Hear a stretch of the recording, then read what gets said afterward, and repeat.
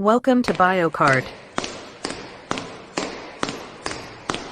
Welcome back to BioCard. आज का जो हमारा टॉपिक है वो है स्ट्रक्चर ऑफ फ्लावर। हम लोग आज इसमें स्ट्रक्चर देखेंगे, फ्लावर के अलग अलग पार्ट्स को हम लोग क्या बोलते हैं, और इसके अलावा प्रोसेस ऑफ हम लोग माइक्रोस्पोरोजेनेसिस देखेंगे, मतलब कि मेल गैमेट का फॉर्मेशन इस वीडियो में हम लोग देखेंगे। आगे नेक्स्ट वीडियो में हम लोग मेगास्पोरोजेनेसिस देखेंगे, मतलब कि अभी तो मेल गैमेट का फॉर्मेशन देखेंगे, नेक्स्ट वीडियो में फीमेल गैमेट का फॉर्मेशन देखेंगे। So let's start. अगर ये आपका देखिए, ये जो स्ट्रक्चर है, फ्लावर का स्ट्रक्चर है। सबसे पहली बात, फ्लावर होता क्या है? अगर पूछा जाए कि फ्लावर क्या है, तो फ्लावर को हम सिंपली इस टर्म में डिफाइन कर सकते हैं कि ये एक मॉडिफाइड शूट है।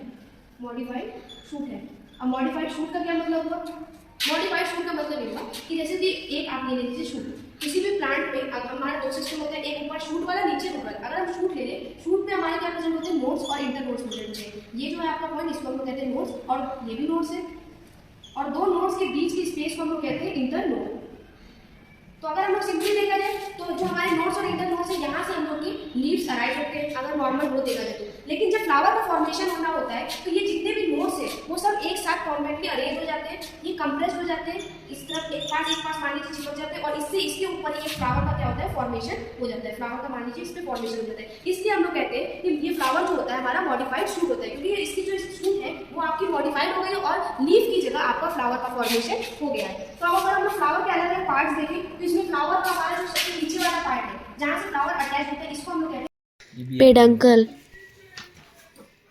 और उसके ऊपर वाला आपका जो पार्ट आ जाएगा, ये आपका फ्लावर का, इसको हम लोग थैलेमस बोल सकते हैं। इसके ऊपर देखिए, जब हम आप फ्लावर को हम लोग देखते हैं तो हमको ऊपर फ्लावर के सबसे नीचे छोटी छोटी ग्रीन लीव्स लाइक स्ट्रक्चर दिखते हैं, जिसको हम लोग बोलते हैं, ये जो ग्रीन लीव लाइक स्ट्रक्चर, इसको हम लोग बोलते हैं सेपल। एक हो तो सेपल बोलेंगे, लेकिन जब बहुत सारे होंगे तब इसको हम लोग वर्ड यूज करेंगे कैलिक्स। फिर आपका आता है नेक्स्ट पार्ट, ऊपर जो आपका कलर्ड वाला पार्ट होता है, जो अट्रैक्टिव पार्ट होता है, जिससे कि इंसेक्ट अट्रैक्ट होते हैं, उसको हम लोग बोलते हैं पेटल्स। ये आपका हो गया पेटल्स। और एक होगा तो पेटल बोल रहे हैं, जब कलेक्टिवली बोलेंगे तो इसको हम लोग बोलते हैं कोरोला। तो पेटल की यूनिट हो गई आपकी कोरोला। इसके बाद आपका नेक्स्ट आता है, ये देखिए, अभी इसमें हमारा मेल और फीमेल रिप्रोडक्टिव पार्ट दोनों प्रेजेंट है इस फ्लावर में। मेल रिप्रोडक्टिव पार्ट कौन सा है? ये वाला पूरा पोर्शन, ये जो एक आपका फिलामेंट है, और ऊपर वाले पोर्शन को हम कहते हैं एंथर। एंथर जो होता है आपका मेल रिप्रोडक्टिव पार्ट है, और एंथर और फिलामेंट जब दोनों को एक साथ मिला लेते हैं तो इसको बोलते हैं स्टैमेन। तो स्टैमेन जो होता है हमारा फ्लावर का मेल रिप्रोडक्टिव पार्ट होता है। वही बात करें अगर हम फीमेल रिप्रोडक्टिव पार्ट की, तो जो बीच में पूरा अरेंज है, इसको हम लोग कहते हैं female reproductive part. Female reproductive part में जो सबसे ऊपर टिप वाला है उसको हम लोग कहते हैं स्टिग्मा, जो पूरा नेक वाला पोर्शन है उसको हम लोग कहते हैं स्टाइल, और सबसे नीचे वाले पोर्शन को हम कहते हैं ओवरी। ओवरी के अंदर जो प्रेजेंट है इसको हम लोग कहते हैं ओव्यूल। तो ये आपका पूरा फीमेल रिप्रोडक्टिव पार्ट है। तो अगर बात करें मेल रिप्रोडक्टिव पार्ट की, तो इसमें हम लोग देखेंगे, इसको हम लोग बोलते हैं एंड्रोशियम। इसके लिए जो टर्म यूज होता है एंड्रोशियम होता है, और जो फीमेल के लिए यूज होता है उसको हम लोग कहते हैं गायनोशियम। तो यहाँ पर एंड्रोशियम कौन सा है? जो एंकर और फिलामेंट है वो आपका एंड्रोशियम है। जो आपका स्टिग्मा, स्टाइल, ओवरी, ओव्यूल, ये पूरा पार्ट आपका गायनोशियम का है। इसके बाद अगर हम लोग बात करें, एक टर्म आता है कि इसमें नेसेसरी वूल कौन सा है और एसेसरी वूल कौन सा है। नेसेसरी वूल मतलब कि ऐसा पार्ट जिसके बिना रिप्रोडक्शन की प्रोसेस नहीं हो सकती है। तो अगर हम बात करें नेसेसरी की, अगर आप ये सोचिए कि एंड्रोशियम या गायनोशियम में अगर कोई भी पार्ट नहीं होगा तो क्या रिप्रोडक्शन पॉसिबल है? नहीं है। तो एंड्रोशियम और गायनोशियम ये दोनों ही हमारे नेसेसरी वूल में आ जाएंगे, और जो हमारा ये पेटल्स वाला पार्ट है, इनके बिना हमारा रिप्रोडक्शन हो सकता है, लेकिन ये रिप्रोडक्शन में हेल्प भी करते हैं। तो इसको हम लोग बोलते हैं एसेसरी वूल। एसेसरी वूल मतलब इनका काम क्या होता है कि ये कलर्ड पार्ट है, इनकी वजह से इंसेक्ट अट्रैक्ट होते हैं, जिसकी वजह से पॉलन ग्रेन्स का एक्सचेंज होता है और हमारा रिप्रोडक्शन का प्रोसेस कंप्लीट होता है। तो ये इनडायरेक्टली रोल प्ले कर रहे हैं हमारे रिप्रोडक्शन में, और डायरेक्टली रोल जो प्ले कर रहा है वो हमारा क्या है? एंड्रोशियम और गायनोशियम। अब ये हमारा एक कंप्लीट स्ट्रक्चर हो गया फ्लावर के बारे में। नेक्स्ट अगर हम बात करें कि अब एक एक करके बात करते हैं कि गैमेट का फॉर्मेशन कैसे होता है, तो सबसे पहले अगर हम देखें मेल गैमेट का फॉर्मेशन कैसे होता है, तो मेल गैमेट के लिए हम सबसे पहले मेल सेक्स ऑर्गन देखेंगे। तो ये हमारा किसका स्ट्रक्चर है? एंथर का स्ट्रक्चर है। एंथर में अगर हम देखें, ऊपर वाला एंथर है, उसके जो नीचे वाला जिससे ये सपोर्टेड रहता है, फ्लावर से अटैच रहता है, इसको हम लोग बोलते हैं फिलामेंट। तो ये कंप्लीट स्ट्रक्चर हो गया आपके स्टैमेन का। एंथर का अगर पूछा जाए कि एंथर को कैसे आप डिफाइन करेंगे, तो एंथर जो होता है मोस्टली बाइलोब और डाइथिकस होता है। अब ऐसा क्यों कहते हैं कि बाइलोब होता है और डाइथिकस होता है? इस एंथर के स्ट्रक्चर में अगर आप देखेंगे तो बीच में एक डिवीजन है, जिससे कि क्या बन रहा है? दो लोब्स का फॉर्मेशन हो रहा है। एक लोब ये वाला है, एक लोब ये वाला है, तो दो लोब्स का फॉर्मेशन हो रहा है। अब जब एंथर को आप टीएस मतलब इसको ऊपर से काट कर देंगे तो जिस तरीके से आप चार क्या बोलते हैं उसको खीरे को अगर आप पकड़ लीजिए और ऊपर से काट लीजिए, सेम वैसे ही स्ट्रक्चर इसका भी आएगा। तो अगर हम इस स्ट्रक्चर को ऊपर से देखें तो पहली बात तो ये बाई लोब होगा, मतलब इधर का एक लोब इधर का एक लोब, दो लोब हुआ। हर लोब में दो थीका प्रेजेंट है, हर लोब में एक ये कंपार्टमेंट, एक ये कंपार्टमेंट, एक ये कंपार्टमेंट, एक ये कंपार्टमेंट। इसलिए हम एंथर के स्ट्रक्चर को बोलते हैं बाई लोब, मतलब दो लोब है इसके अंदर। डाइथीकस मतलब हर लोब के अंदर दो थीका प्रेजेंट है, इसलिए हमने कहा डाइथीकस। अब ये तो हो गया हमारा एंथर के बारे में बात। अब हम लोग देखेंगे कि इसमें गैमेट का फॉर्मेशन कैसे हो रहा है। तो वही हमने एंथर का टीएस काटा, वो ये स्ट्रक्चर दिखाई दे रहा है। इस स्ट्रक्चर में क्या है, जो ये आपका एंथर है इसके सबसे आउटर मोस्ट लेयर होगी सेल्स की, उसको आप लोग कहते हैं एपिडर्मिस। एपिडर्मिस के अंदर आपका लेयर आएगा एंडोथीशियम। एपिडर्मिस के जस्ट अंदर एक और लेयर आता है, उसको हम लोग कहते हैं एंडोथीशियम। एंडोथीशियम के अंदर एक से लेकर लगभग 3 लेयर होती है, मिडल लेयर, और सबसे इनर मोस्ट लेयर को हम लोग कहते हैं कैपिटल। मतलब कि अगर एक पार्ट देखें तो सबसे बाहर हमारा क्या है, एपिडर्मिस। एपिडर्मिस के अंदर हमारा एंडोथीशियम।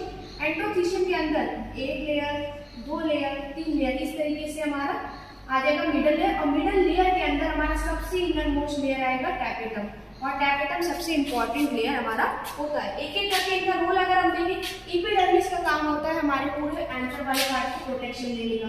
तो ये काम करता है, प्रोटेक्शन देने का काम करता है, ये प्रोटेक्टिव होता है नेचर। इसके बाद एंडोथीशियम का काम क्या है, एंडोथीशियम का काम है इसमें जब बहुत सारे पॉलन ग्रेन का फॉर्मेशन हो जाएगा तब एंडोथीशियम इसके वॉल को रप्चर करने में मदद करता है। तो इसको कहते हैं डायनेसेंस ऑफ एंथर करने में मदद करेगा। नेक्स्ट हमारा है मिडल लेयर। मिडल लेयर का काम होता है जो भी इसके न्यूट्रिशन मतलब फूड है उसको भी स्टोर करके रखने का काम करता है, तो ये फूड स्टोर करके रखने का काम करेगा। इसके बाद सबसे लास्ट लेयर आता है टैपेटम। टैपेटम एक तो काम इसका ये होता है कि ये कैलेस एंजाइम का सीक्रेशन करता है, दूसरा काम ये होता है कि नरिशमेंट करता है डेवलपिंग पॉलन ग्रेन को। इसका काम है नरिशमेंट करना ऑफ डेवलपिंग पॉलन ग्रेन। तो ये चारों लेयर के काम हो गए।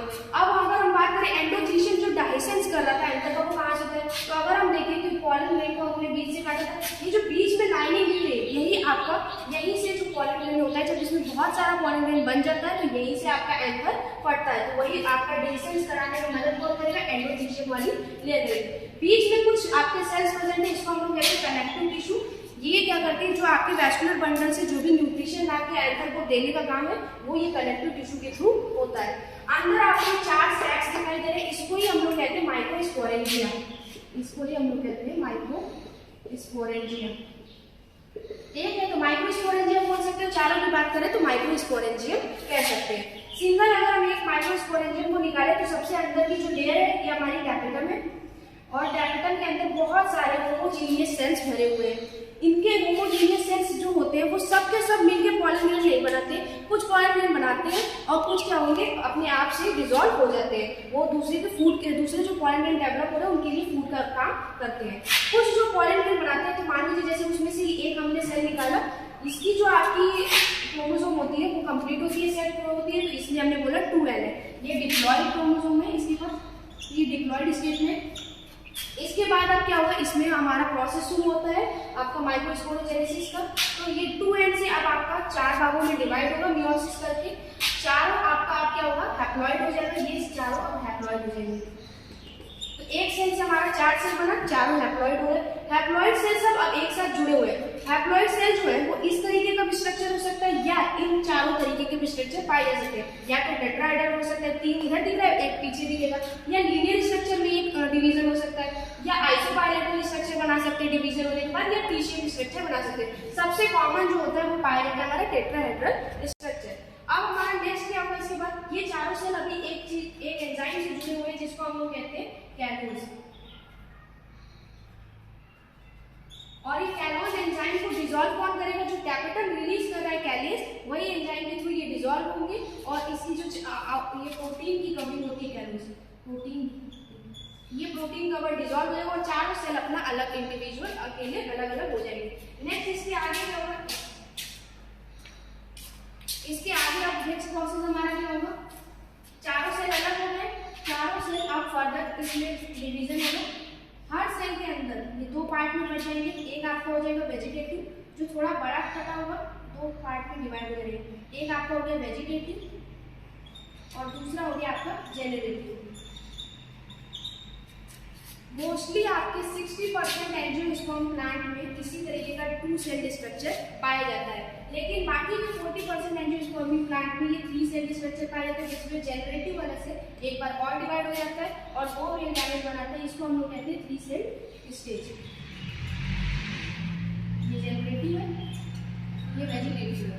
तो ये 3 सेल स्टेज हमारा आपका पॉलन माइक्रोस्पोर बन गया है। इसके बाद आपका क्या होता है, इसमें लेयरिंग होती है। लेयरिंग हमारी कैसे होती है, जैसे ये आपकी सेल बन गई, इसके ऊपर सबसे ऊपर एक प्लेन सर्कुलर लेयर जाएगा। इसको हम लोग बोलते हैं इस लेयर को इंटाइन। इंटाइन जो होता है हमारा सेलुलोज और प्लस पैक्टिन का मिलकर बना हुआ होता है।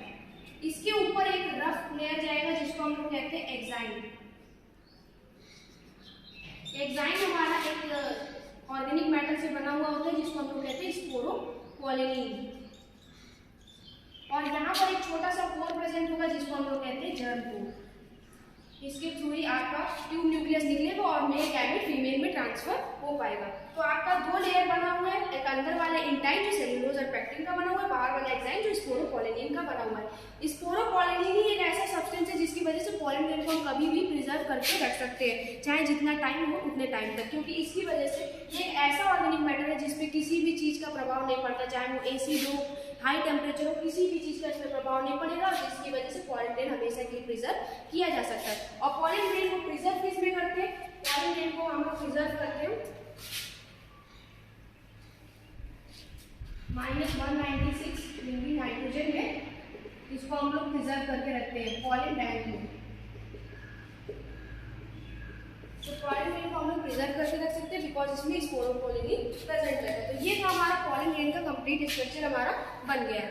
वो तो आपको वीडियो समझ में आई होगी गाइस।